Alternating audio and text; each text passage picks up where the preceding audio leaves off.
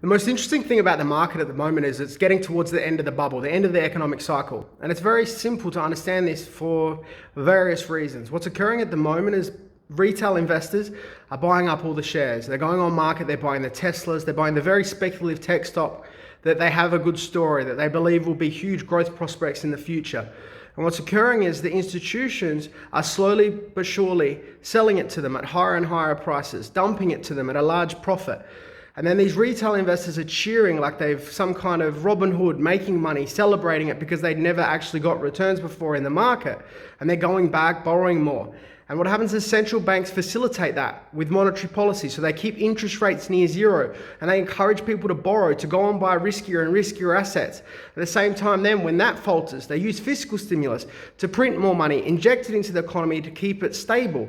Then what they do also is once it gets even worse, they use helicopter money, which is another form of fiscal policy, which is when they inject money directly into your bank account, which they've used as in the form of the COVID payments, whatever. What will happen is you're going to have one more cash injection, another stimulus check in the US, which will occur. I think it'll be like 2 trillion, another 2 trillion they'll print. And then what eventually happens is that retail investors get fully invested. They have all their money eventually in the shares because at the moment it's just going higher and higher as they buy off each other. Once they're fully invested, regular people don't get more money. They don't all of a sudden get another 50,000 in bonus next month, nothing like that. So once they're fully invested, once they've borrowed as much as they can't actually buy more. So then what will happen is the large institutions that hold the shares, they will start dumping large parcels.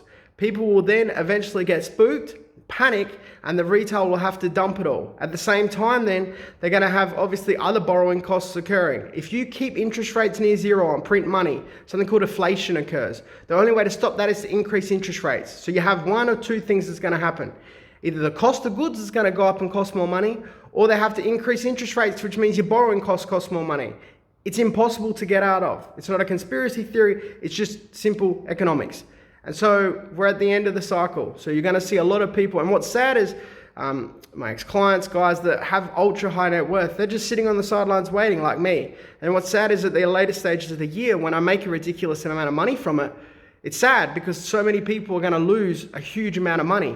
And at the moment they're cheering and celebrating. And it's all just a game of a transfer of wealth. It's just at the moment wealthy people are going, oh, these guys have figured it out, like joking. People are cheering it, going, yeah, we've done it. And because they want success, I understand. But the wealthy are just letting them do it, and then they're going to strip all the cash away from them. And it'll be a transfer of wealth from regular people to wealthy people, and then they'll control them again. It's really that simple.